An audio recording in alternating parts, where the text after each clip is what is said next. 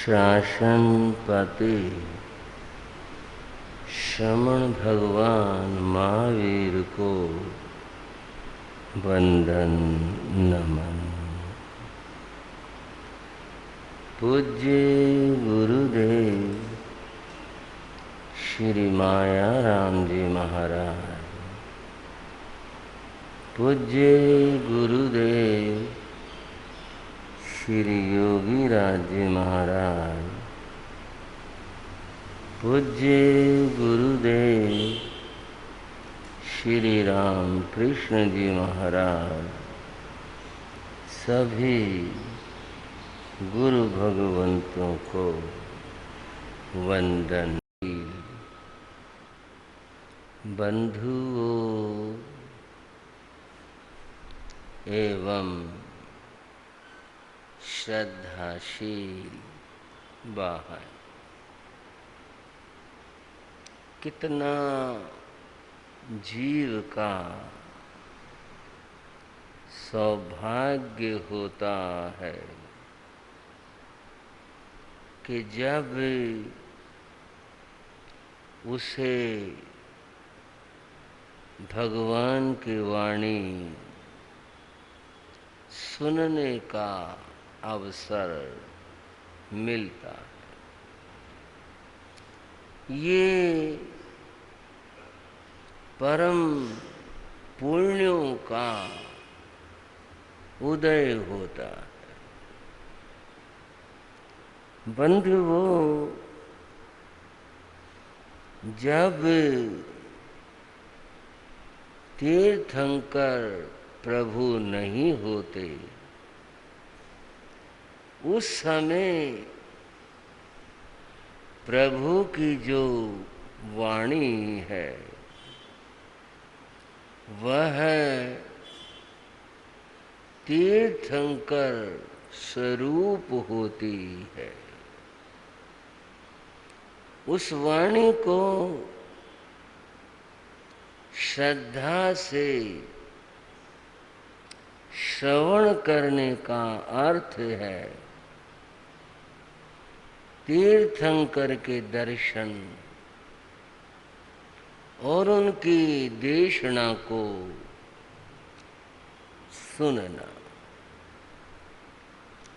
ऐसा ही शुभ अवसर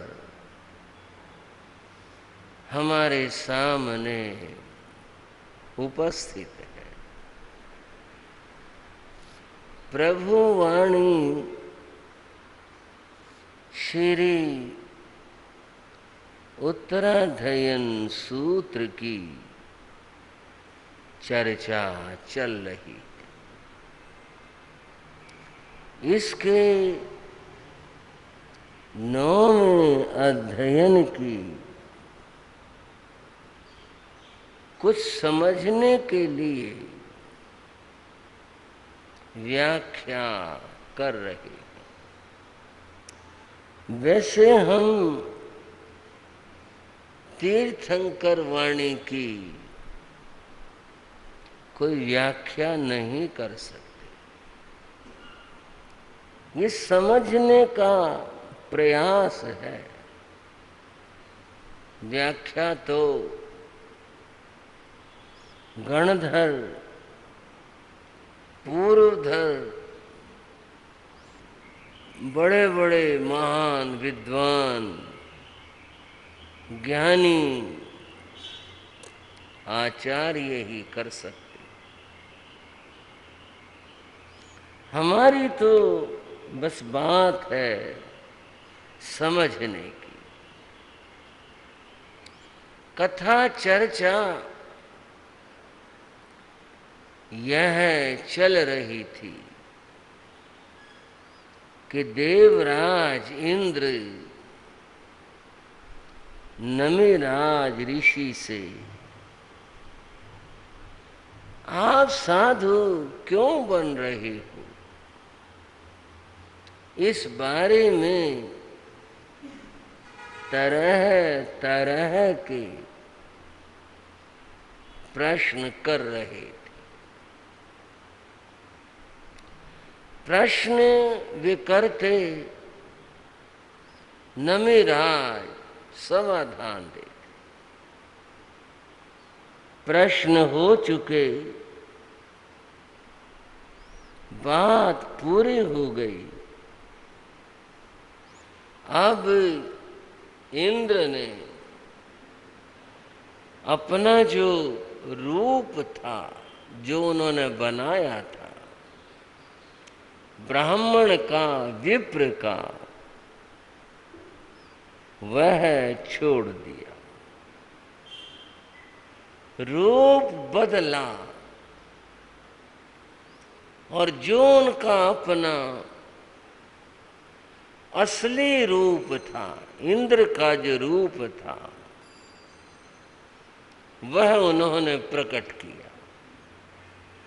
अब आ गए अपने असली रूप। देवता का रूप तो बड़ा देदीप्यमान होता है। जहां तक देह की बात है, बड़ी कांतिमान होती है। फिर उनके वस्त्र, आभूषण बड़े दिव्य होते।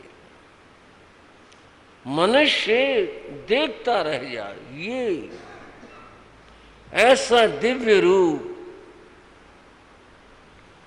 उस रूप में इंद्र अब सामने आए। सामने आए तो नमन किया, नमस्कार किया। नमन करके उनके सामने खड़े हैं और क्या बोले। अब उन्होंने कहा, अहो ते निज्जियो को हो, अहो माणो पराजियो,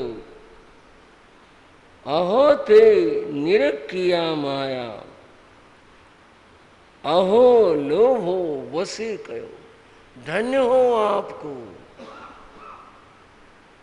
ये कह रहे हैं कौन? इंद्र। किसको? नमिराज ऋषि। अहो, आश्चर्य में, अहो धन्य हो आपको, आपने क्रोध को जीत लिया।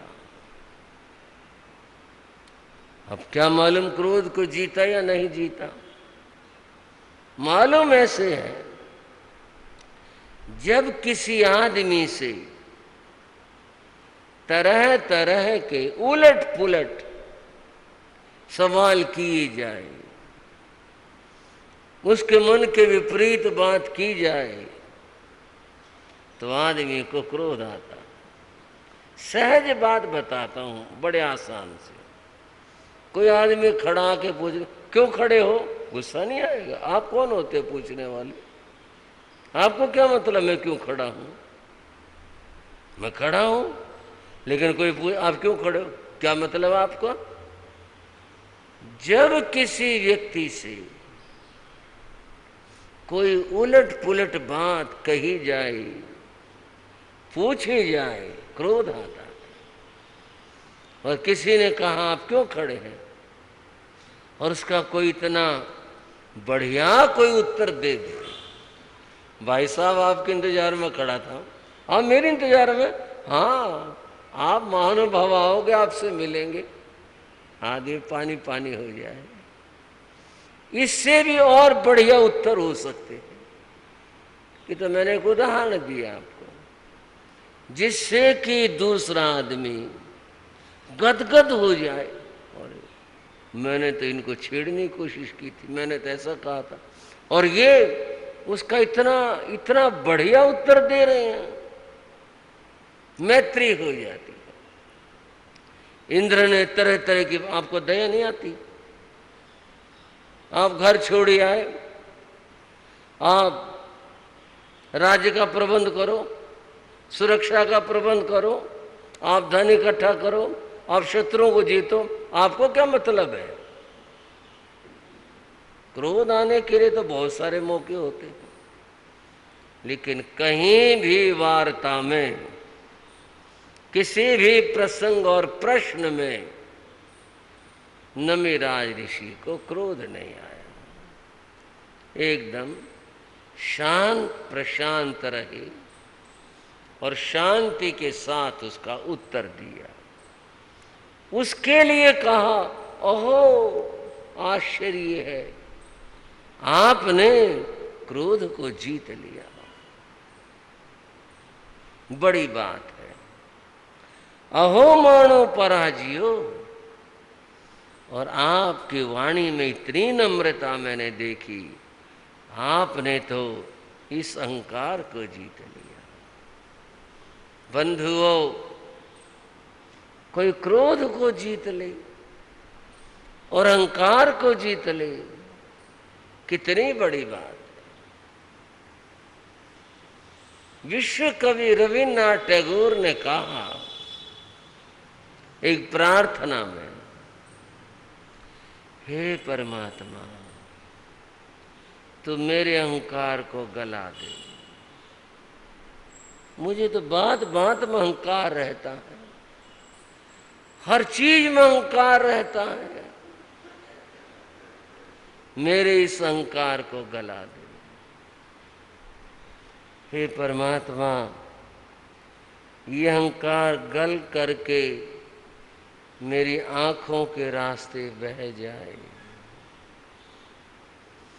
मेरी आंखें पवित्र हो जाएं,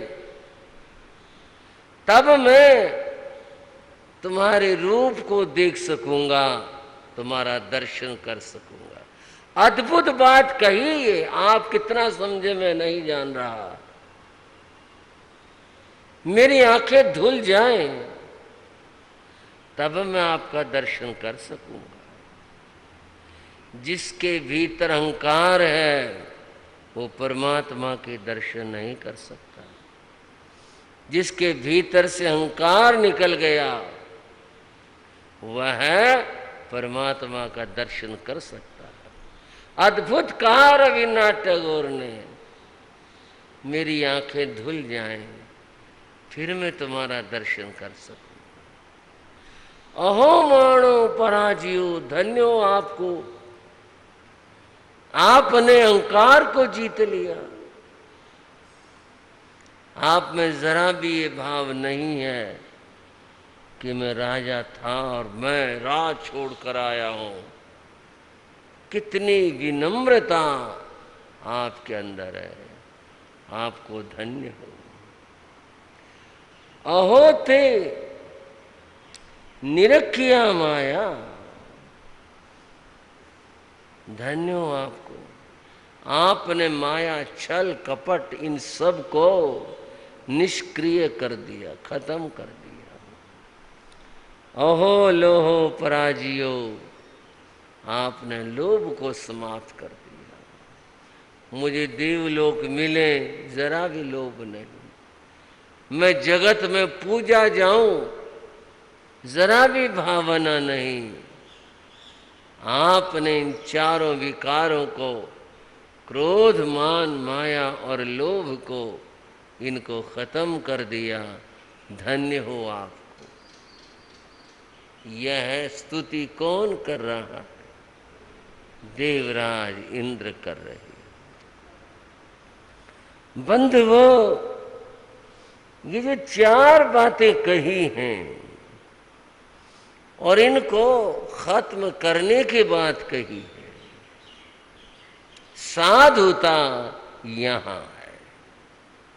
इसका नाम साधुता है। मात्र वेश परिवर्तन करना, मैं किंचित भी भगवान की वाणी के विपरीत कोई बात नहीं सोचता। समझने समझाने के लिए कुछ प्रश्न जरूर बना देता हूं। मात्र वेश धारण करने से कोई साधु नहीं हो जाता। वेश तो खुद भगवान ने कहा, लोगे लिंग प्रयोजनम, संसार में पहचान के लिए वेश है, जिसको गणवेश कहते हैं। पुलिस में और मिलिट्री में एक जैसी सबकी ड्रेस होती है। जो एक जैसी सबकी ड्रेस हो उसका नाम गण समूह का वेश है, गणवेश है। क्यों है? ये पता चल जाए ये पुलिस वाला है, ये पता चल जाए ये मिलिट्री वाला व्यक्ति है, उसको देखते ही माहौल बदलता है, देखने वाले की सोच बदलती है। आप मुझे एक बात बताएं, एक कोई पुलिस वाला है, ऐसे कुर्ता पजामा सा पहने जैसे आम आदमी पहनता है, और वो कहीं विवाद और बात हो रही हो कुछ, वहां बीच में आकर के बचाव कर, लड़ो मत भाई, इधर हो जाओ, क्या नतीजा निकलेगा? कोई मानेगा उसकी? तो कौन होता भाई बीच में बोलना, अरे नहीं भाई लड़ते नहीं है, चल चल अपना काम कर। और अगर वो सख्ती करे थोड़ी सी, हो सकता है का थप्पड़ उसको भी लग जाए। वही आदमी पुलिस की ड्रेस में आया और बीच में आया, और आते ही लड़ने वाले झगड़, पुलिस आ गई भाई, जो झगड़ रहे थे वो दूर हो गए, पुलिस आ गई। किसी का मौका लगा तो भाग भी गया वहां से, पुलिस आ गई भाई। बात क्या हुई? कपड़ों ने, वेश ने कुछ कहा, व्यक्ति ने कुछ कहा। भगवान कहते हैं ये जो वेश है ये पहचान है। पुलिस की उस वेश से पहचान है कि पुलिस आ गई, बस पुलिस आ गई तो बड़ी बात होगी।